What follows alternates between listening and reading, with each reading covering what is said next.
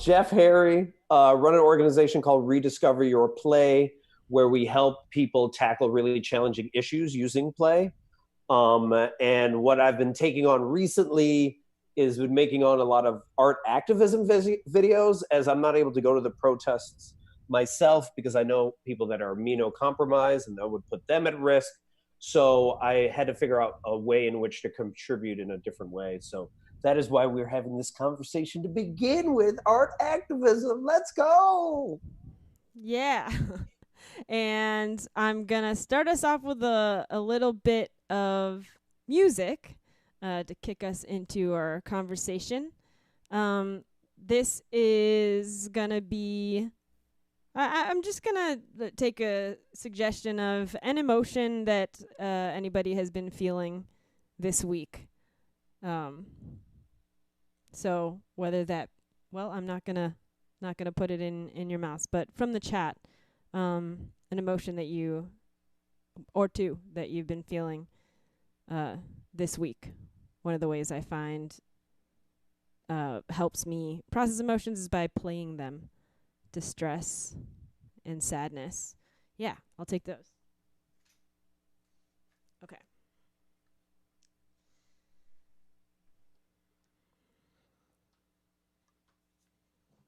So we're just gonna do a little soundscape here.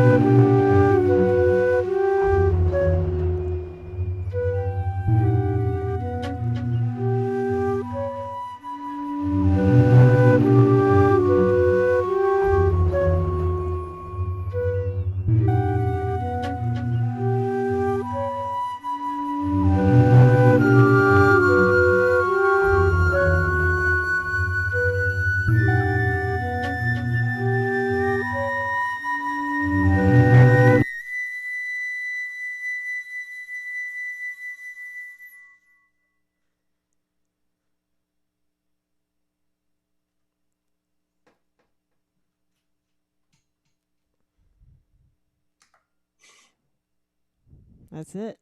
That was awesome. Thanks, Jeff. Whoa, I did not expect that. Me neither. Whoa. I don't think I've ever played anything quite like that before. Yeah, I want to do more of playing negative emotions because, like I said, it's a way that really helps me process them and, you know, feeling a lot of them during this time, and I know that a lot of other people are too. Yeah. So. All right, so leading in,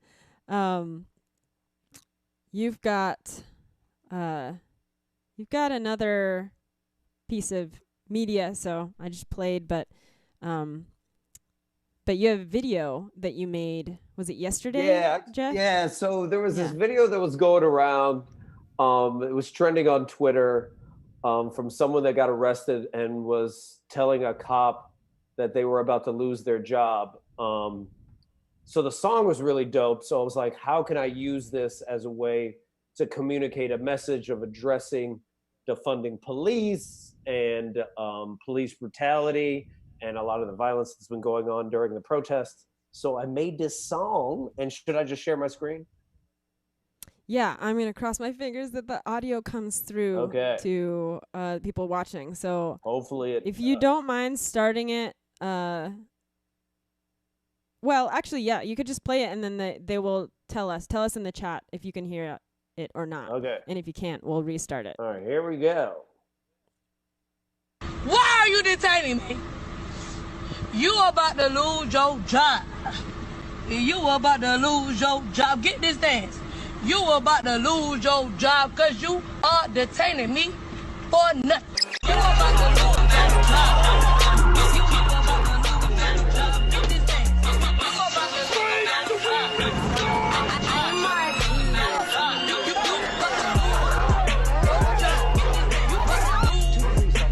job. Lauderdale police officer has been suspended this afternoon.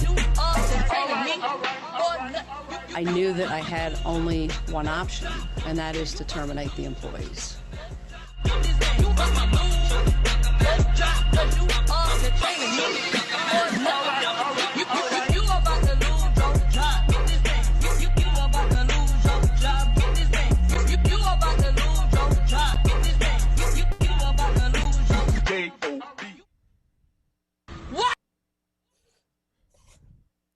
Yes. So I made that video, or I was motivated to make that video because there has been a lot of discussion in the last just 2 to 3 days where they were pointing out the amount of the budgets of a lot of these police departments for cities and how they are so exponentially higher than all the social services combined for the city. And some people were questioning whether or not some of the services that police currently provide could be provided by social workers or other people that are addressing mental health, because those are a lot of the issues that are addressed. So I was like, how do I do that in a creative way that's less than a minute that I can post on Instagram and on TikTok and on LinkedIn and on Twitter? Yeah, so I make ridiculous videos like that. And that is such a skill to condense a message down into less than a minute in a way that actually, like, people look at that and they're like, oh, this feels good to watch. Right. You know, there's so much, important and needed content that's being shared that it feels really bad and uncomfortable to watch, but, we need to educate ourselves. But this is another way. Like, I loved watching that, and it felt like hopeful. Yeah. You know? And I try to be very careful too, because even how I cut the video is I don't want to show too much of the violence or the actual attack. I more so want to focus on the police or the person that's actually doing it. Because I don't think all cops are bad either. I think it's just a messed up, systematic, racist system that then you're forced to feed into, whether you're a good cop or you're a bad cop, right? Like, but I've made other videos. Like I made a video when Trump, gassed a bunch of people so that he could actually go to the church, and he had spoken early, I think that day, but had used the words a lot, law and order a lot. So I spliced President Snow from the Hunger Games and Trump and tried to set up the speech because it looked so alike. And I was like, I can't be the only one that thinks that Trump sounds like President Snow. So I do a lot of these things. And before, I would just make really stupid videos of me, like, going to the fridge way too often during the quarantine. But when this stuff popped up, I was like, yo, I can't continue to make dumb videos. I got to do something that I feel speaks to me and contributes, even if I'm not on the front lines, like many of my friends that are. Yeah, and I saw most of the ones that you're talking about. I saw the President Snow one, and also a bunch of your funny videos during quarantine, and they actually, I mean, we're probably going to talk about this later, but they actually both serve this positive purpose, Right? Of, yeah. So, like a few days ago, I was thinking, oh, I don't think I should live stream. I don't think I should just play my music this weekend because it's unrelated. Or it's like not directly addressing issues that are happening. And this is before, we decided to have this conversation. But talking to you, I actually realized that stuff is useful in and of itself, like the funny videos of everyday experiences. Yep. And what resonates me is this tweet by, I think her name's Lintastic, where she said, like, resistance is not a one-lane highway. Maybe your lane is protesting, maybe your lane is organizing, maybe your lane is counseling, maybe your lane is art activism, maybe your lane is surviving the day. Do not feel guilty for not occupying every lane. We need all of them. And really, like, the main message is that you just show up. However you want to show up, you show up. So if like your lane is someone else is going to protest and they come back stressed all day and you're simply there to listen or check in with people, that's fine. If you are really good at making people laugh and you figure out a way in which to do that during like this really stressful time where it's both the pandemic and the protest, that's fine. Like, and if you want to create something because something's like speaking to you and it keep whispering to you, like, make this, create this thing, then do that. It's just like, just do something. Just create or do something, because what was it, the quote? The best way to combat despair is through action. So it's like, how do you want to show up during this time? And like a key thing is the reason why I bring up how do you want to show up during this time is they said, I think just 2 days ago, there were marches in like 50 different states and 18 countries, which makes it like the largest civil rights like protest ever. Not to mention the last time there was this many protests in cities across the nation was like 1968 when MLK was assassinated. So like, this is a historic moment. How do you want to look back 5 or 10 years from now? And how do you want to look back of that moment and how you showed up? So just figure out how you want to show up and then just do that. And if you don't know, then say you don't know, Yeah. Yeah. But even saying you don't know is an action. Yeah. It's more than like just thinking it and not expressing anything. Yeah. And one thing I also realize about the art, like we're talking specifically about art activism, and that's a lot of external activism of expression. But there is another and even a more challenging way of addressing, this time and racism, because a lot of this has to do with the powerful and the powerless, and privilege and not having privilege. And at the same time that you're doing a lot of like expression, there's a lot of internal work that all of us can do as well, of like, what privileges do we currently hold? How do we currently benefit from this power structure?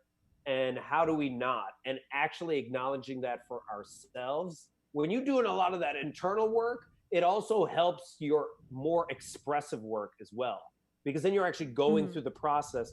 And if you're documenting this, whether through TikTok or whatever, podcasts or whatever, however you want to document it, it's actually freeing, because then people are seeing you call out your own hypocrisies that you have, or ways in which you've acted, and then they're like, oh, maybe I have that too. So then you're giving permission for other people to also explore. And that's my whole play side of me, is just like, how do you play so that you can give other permission for others to play?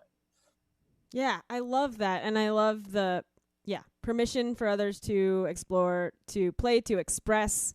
I thought like a week ago that posting on social media about like current issues was just virtue signaling. Like I was like, maybe I shouldn't, but you have like a really compelling explanation for why actually it does something. Like you are influencing your small circle, or maybe even somebody who you don't even know, who looks at every one of your posts and is inspired by that. Can you say a little more about that? Yeah, I think a lot of times we don't want to show up because we think nobody's listening, right? It's like, I'm posting, like, I don't get any likes, or I don't get any retweets, or whatever the reason, right? But I think a lot of time, like, imagine if someone is waiting for you to show up so they can show up. And until you create the thing, your thing, whatever that is to you, they can't actually believe that they can create as well. So if everyone was to simply own onto that truth, which has probably been proven many times when you've done stuff in the past and someone comes out of the woodwork and it's just like, wow, I'm so happy that you did this. And you're like, who are you? I don't even know you. Or, wow, I haven't heard from you in like forever, Sam. I don't even know, you were even listening to me, man. We haven't talked in 20 years, Totally. Like, you have that power. That's your superpower, right? Like the thing that has been itching inside of you. I talk about this a lot, of like your inner child is constantly telling you, the cool things that you should let yourself out to really express yourself. And if you really listen to that, you are causing then that ripple. Because if you think about any protest starts with one person, but it's not even the first person, as brave as that first person, but it's that second and third person that show up that causes the critical mass, and then more people feel comfortable enough to speak out and show up. And then you go from 3 people to like 1 million people, Yeah. Yeah, that's just like really, really inspiring to me. And yeah, never a social media person as far as like my inner emotions or political thoughts, but that right there is like why I've started posting a lot more, and can only hope that those random people that I don't know are being influenced by it, decide to do something too. Right. Like that. And also, like, just taking in consideration, I mean, when I say art activism, I use art very loosely.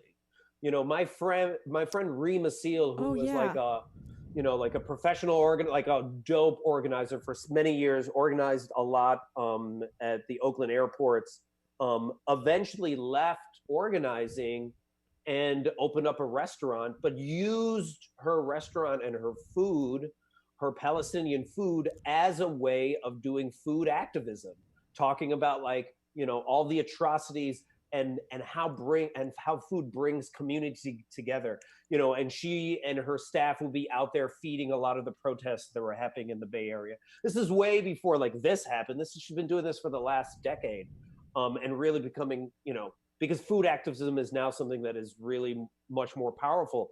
But art can be anything. It can be anything that you want to create, It could be small signs you put outside your door when people are walking by, It could be the way in which like you talk to your children, It could be, and maybe showing them the blue eyes, brown eyes thing from Jane Elliott that talks about racism. There's just a lot. It could be you simply having conversations with your family that maybe is not as understanding of this movement, and is like, I don't understand why they're breaking stuff. And you actually are willing to be patient enough to have that conversation with them and stay checked in and not, and just be normal Yeah.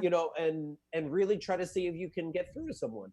So it's simply creating something that you feel compelled to do. That's what I mean by art activism or play activism. It's just doing something instead of just binge watching Netflix some more. Which isn't bad, Yeah. but it's like we also need you right now to create something. Yeah, but actually, now that you mentioned that, I want to hear about your experience learning to create videos, because it's a relatively new thing for you, right? It's not like you've studied this for your whole life and now you're creating these videos. No, because it kind of hearing that. Yeah, a lot of me starting creating videos was when the quarantines happened, right? And then there was a certain amount of, there was only enough binge watching of Netflix I could do. I could only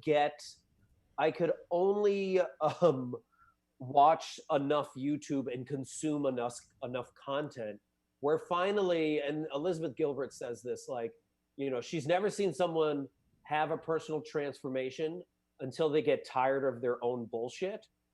And I was just like, okay, I have no excuse anymore.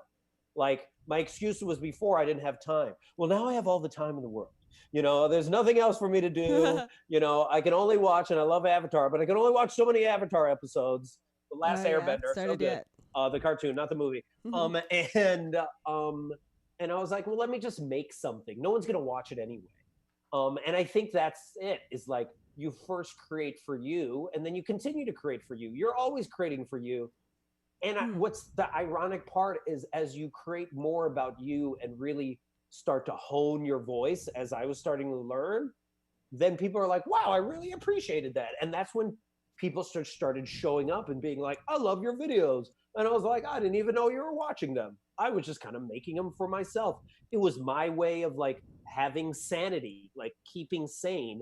I felt like I needed to create. And that's now just evolved into now these videos that are, I'm making, as like Black Lives Matters, messaging.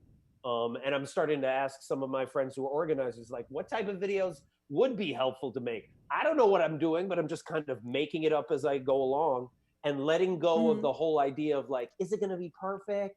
I don't know if it's, who cares? It doesn't matter at this point. Just create something, because you're not trying to create it for the whole world. You're just trying to create it for you, and it might have an effect on people. That's a really good point. And it might have an effect if you share it more than if you don't share it. Yes. Well, even if you don't think it's perfect, right? So like, it's a nice reminder. Like, often I'll create something for myself and be like, yeah, but nobody's going to care about that. At least I did it for myself. But if I took that one extra step, and it's sometimes it could be a scary step to like share it and not worry about who's going to see it. Right. Then it might get to somebody who might need it. Right. And so like, if you're starting a new art form, or if you're like learning a new craft or something, and you're like, I made this for myself, try sharing. Right. And there's a quote, I forgot from who, and I'll butcher this probably, but it was something around like, perfection is the thief of joy. It's actually expectations is the thief of joy, but you could switch and put perfection in there as well. It's just like, you're doing it for you. You're doing it as a full expression of yourself. What is the other quote? Don't ask what the world needs, ask what makes you come alive. Because what the world needs is for more people to come alive. That's it. Yes. When you're creating, you're being fully present, you're being fully alive, you're fully in flow, you're fully at play.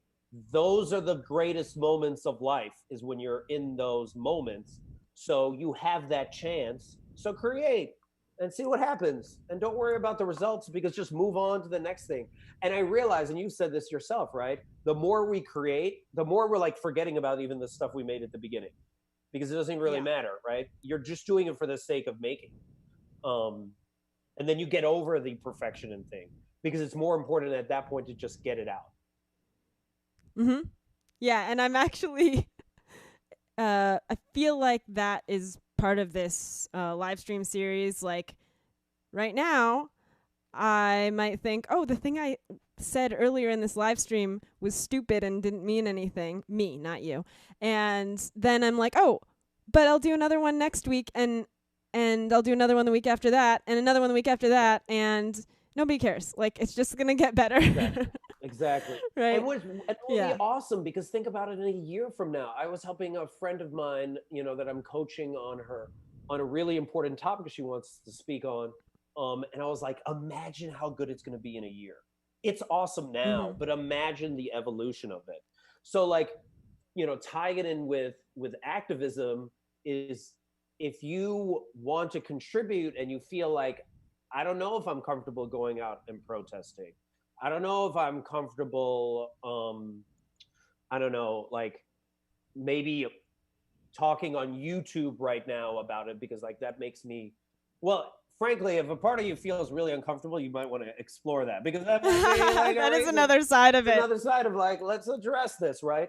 But if there's a certain way, like I cannot be out there on the front lines with a lot of my friends, because I'm concerned that I might like make a lot of the people that I know that are immunocompromised, put them at risk, right? So I know I can't do that, but I feel like I have to do something.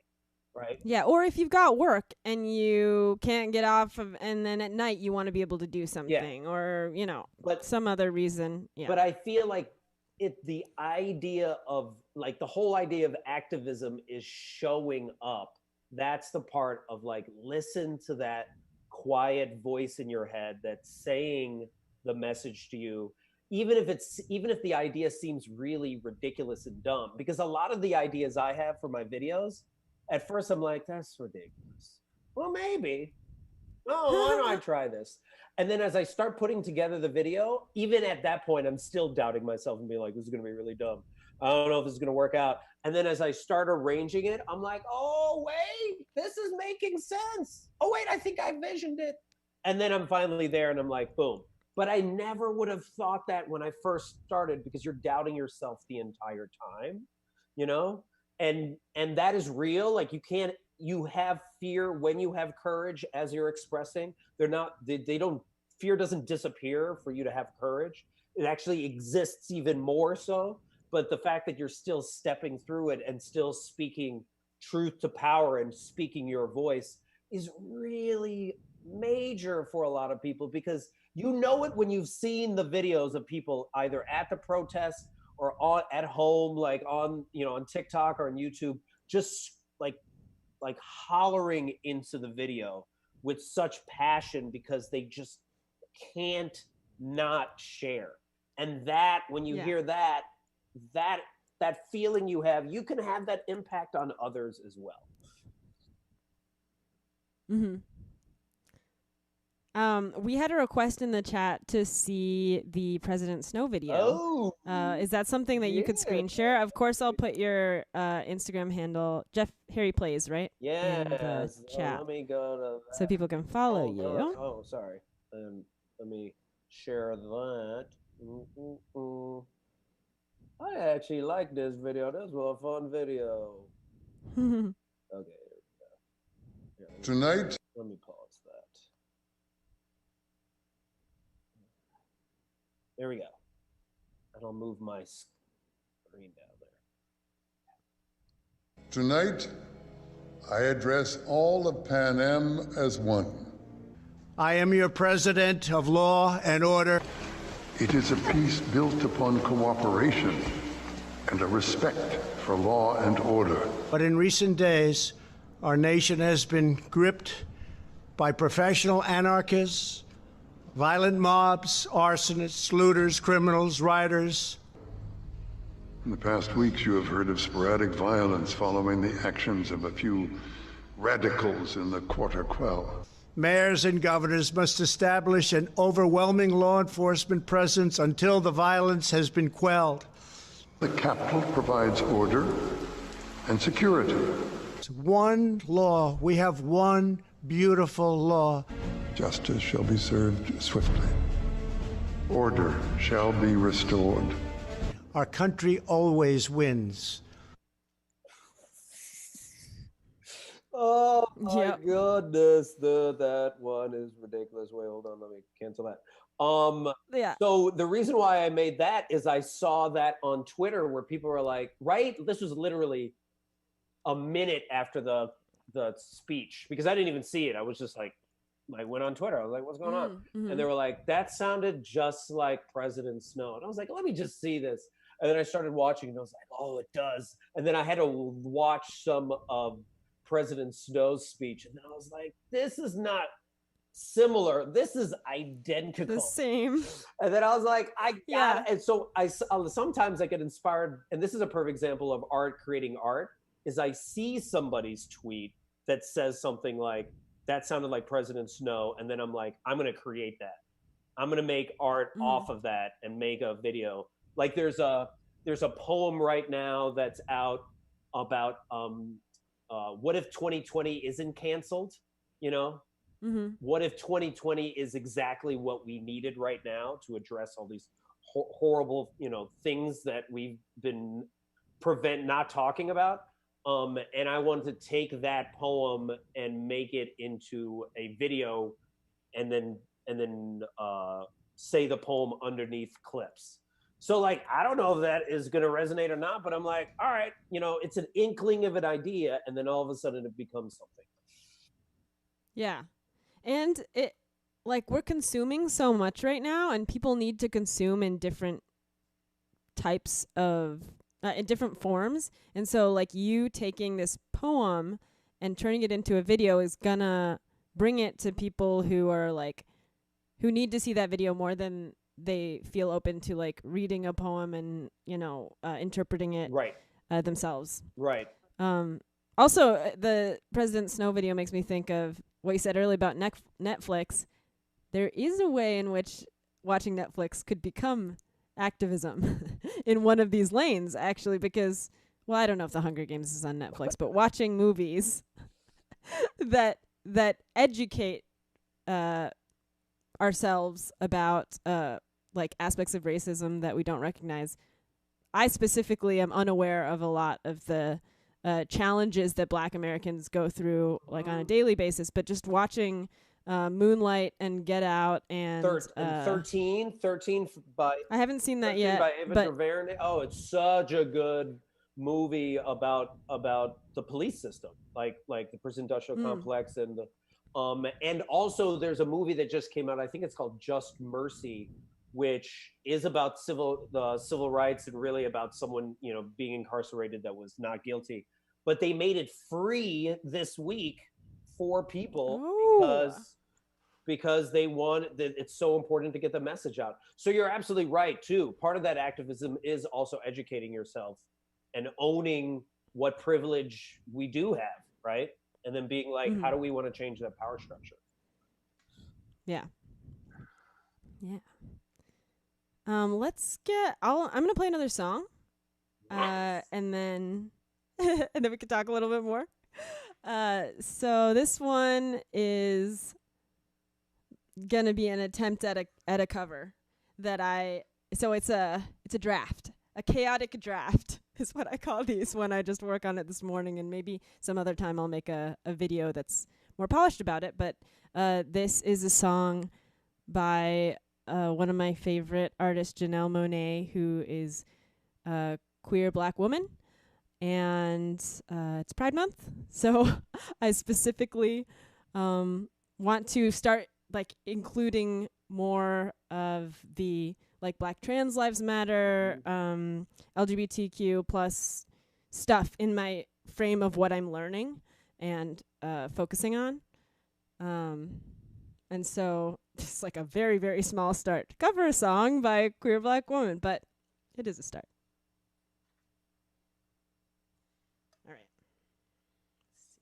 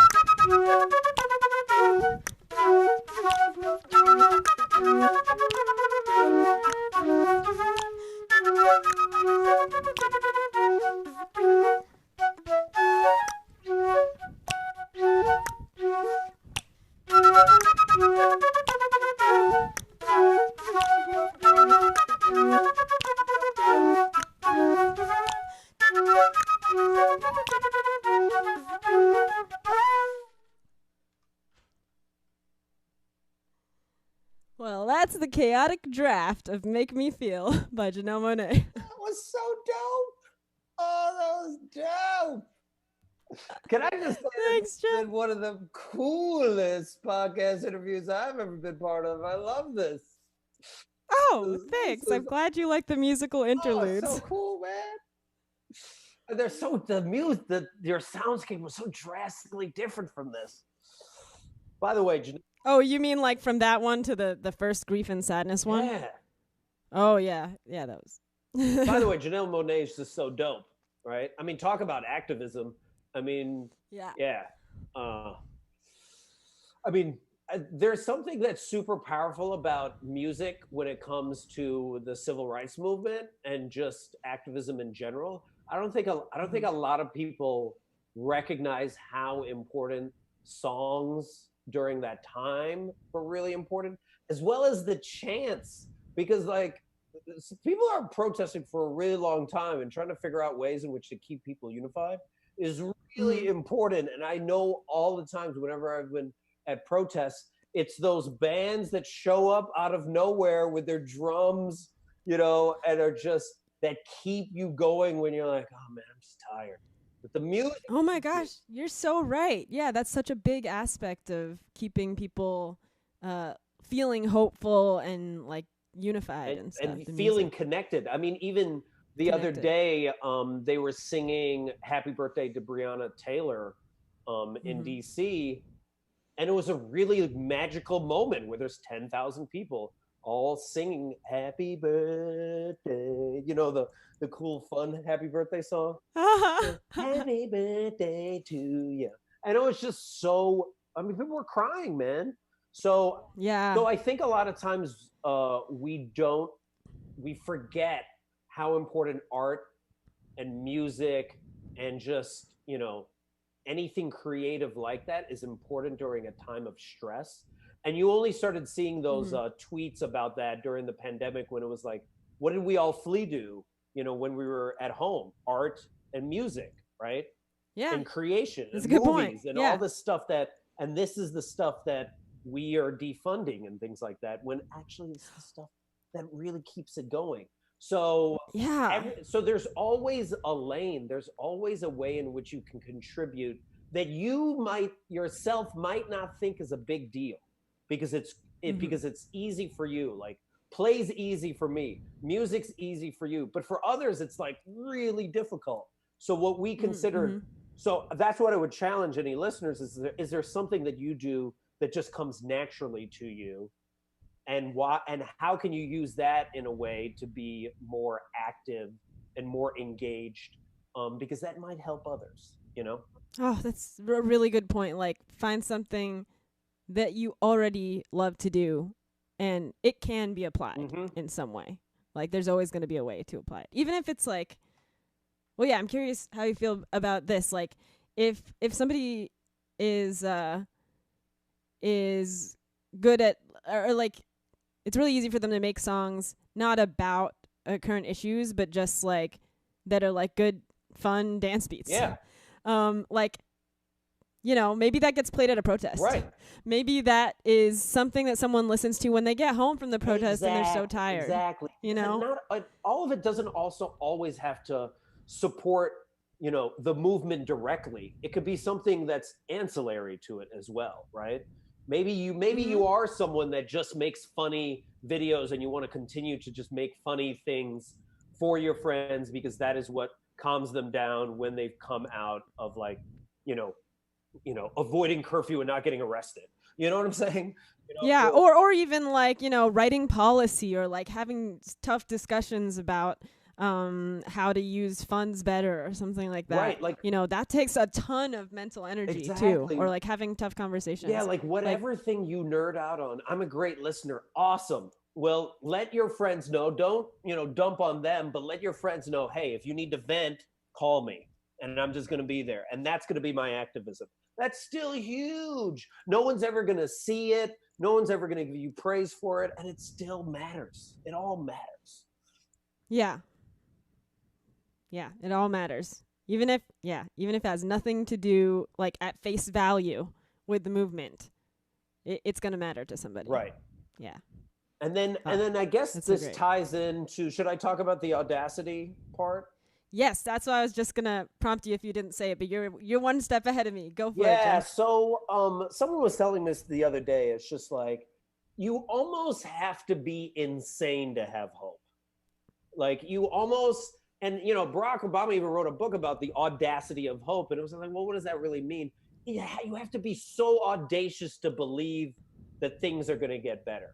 Like you could easily just look right now and be like, yeah, it's always going to be bad, and the human race is just going to destroy themselves, and that's it. So I'm just going to go binge watch Netflix. You have every reason to find that. You can make a list of all these things, right? But what Jane Elliott says, which I love, she made hope an acronym. Jane Elliott's this anti-race activist who's so dope and did this exercise. If you ever want to teach kids about race at a really early age, have them watch the blue eyes, brown eyes exercise that she runs. Oh, it's so amazing. I haven't actually seen that. Yeah, it's really I'm gonna powerful. check it out. Because basically she's a teacher and she has kids, and she ranks them and treats them either good or bad based off of their eye color. And she did this experiment the day after MLK was assassinated. So I think it was April 4th, Whoa. 1986. Or 1968 he was assassinated, and then she did it the next day. And then the next year, a film crew filmed her doing it. So they watched these kids, and you could see, like, when she was insulting kids because they had brown eyes, they were less likely to engage. They were slower to show up. They were teased during recess. And then when she flipped it, and then now was like the blue eyes people, now no, you're the people that are not as smart and not as great. The bullying flipped as well, you know. And it was just this, it's crazy. I don't know if you could do it now with kids that age, but it's still so powerful because even the kids start taking it on, right? So anyway, Yeah. so And so quickly, it sounds like. yeah, and so you know, this person that is like Jane, who's seen so much racism her whole life and having to deal with it as an anti-racism teacher and activist, came up with this acronym for HOPE, which is holding on to positive energy. Like really, that's all it is. It's just you believing, you know, in the face of all this uncertainty, in the face of all this racism, in the face of all of this corruption, and greed and all these bad things, for you to still have hope is a really powerful, like, superpower in many ways. It is a superpower, totally. And, yeah. and when you are in a movement and when you're walking in a march, like there might be 1 million people in DC right now, that you start to feel more hopeful because you're like, oh, there are other people like me here. And I think of sometimes when I'm debating someone online who disagrees with me, and I'm like, should I even be really trying to persuade them? And then I realize, oh, I'm not debating this person to persuade them because I know I can't, right? And there's never ever going to change that person's mind. But I am showing up so that other people know that someone else believes what they believe. And that is the powerful, hopeful ripple that we want. That's why it's so important to have this audacity for hope, because that's all we have, right? That's all we have. Yeah. So we might. It sounds like. Oh, go ahead. Sounds like faith. Yeah. Sorry. The way that you're talking about it also sounds like faith, because it's like, who knows, like, how long it would take to really equal even the playing field. You know, somebody asked me that, my friend asked me that point blank yesterday, well, how long would it take, really? And I was like, I have no idea, but we still got to try, right? Yeah, who knows? But that doesn't mean we shouldn't still invest time and energy into it. It's kind of like a cathedral. I use the cathedral analogy a lot, where, like, you know, well, I want to see the cathedral done. Well, you're not. You still can help build it, though. You still can help build it. And I think a lot of us that's a like really are good so analogy. like, I want it and I want it now. And maybe you're going to be able to get some of this stuff now and still keep building the cathedral, keep going. I mean, in many Native American tribes, they talk about when they plan stuff out, They think about what their elders would have said thousands of years ago and what their elders of like 1,000 years ahead. And like that is like you have to think that like that and still continue to create. I don't know if any of my videos make any difference whatsoever. I don't have any answers of like what is the like if we're going to be able to solve this, but I still should create nonetheless, because why not? You know, that is how I can contribute my hope to the world. That is awesome. And I'm being conscious of the time, but man, I just could keep listening and talking to you about this forever. But we should wrap it up kind of soon. So I think, is there anything else that you really want to hit on before I play us out with one more song? I think it's that part of like holding on to positive energy, holding on to that hope, and believing that your voice matters, and that you should really listen to that inner child, that inner voice, that whatever it is that's like, let's make this thing, and then actually following through on that. Like, be brave and show up. If you see all these other people being brave and going out there and protesting and you feel like you can't do it in that way, be brave in your own way and show up. No matter whether you know the outcome or not, because you won't. Exactly. Yeah. Awesome. Thank you, Jeff. Okay, for the last one, let's do a transition in the spirit of Audacity of Hope. Let's get some more emotion suggestions. And I'm going to combine a negative one with a positive one and kind of thread them, do a transition there so we can leave with that feeling of hope. Sweet. I mean, we already would because of the statements that you just made, but I'll just do a musical tag to that. Do it. Yeah. All right, let's see. I might use the same ones because I'm not seeing suggestions in the chat, so I'll just use sadness and then go to hope. Yeah.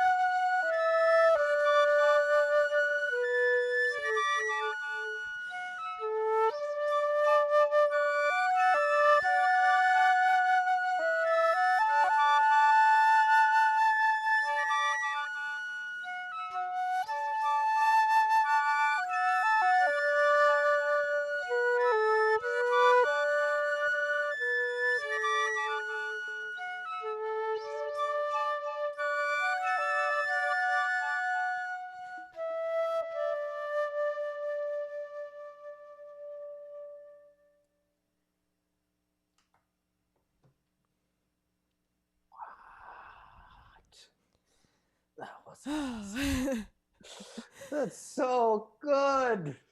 Oh my Thanks, god. Jeff. This I have to say, oh. I didn't know I was going to play that song until I heard the progression that I had laid down, and I was like, okay, actually this belongs right here. So That's the magic of creating right there. Let's go. Yeah, so create. It doesn't matter what you create. Create based on your feelings. Right? And yeah. Jeff, thanks for being such an inspiration and for talking with me today. Yeah, I'm so glad I met you and that we're friends now and that I can get inspiration on your Instagram feed every day and from talking to you. This Jeff Harry Plays. If you don't follow him already. Harry Plays, Plays. And this was one of my most enjoyable interviews ever, man. Oh, I love this interlude stuff. And talking about art activism, super dope. Thank you so much for having me. Thanks, Jeff. And thanks, everybody, for watching. Oh, how can we share Jeff's videos? You can go, if you're on Instagram, Jeff Harry Plays, and share them there. Or he's got a YouTube channel, which I believe is also Jeff Harry Plays. Well, I'll send you the link for the YouTube channel, and you can put it in. Cool, I'll post about it. Post about it. Yeah. Awesome. Thanks, everybody, for watching. Thanks so much. See you next week.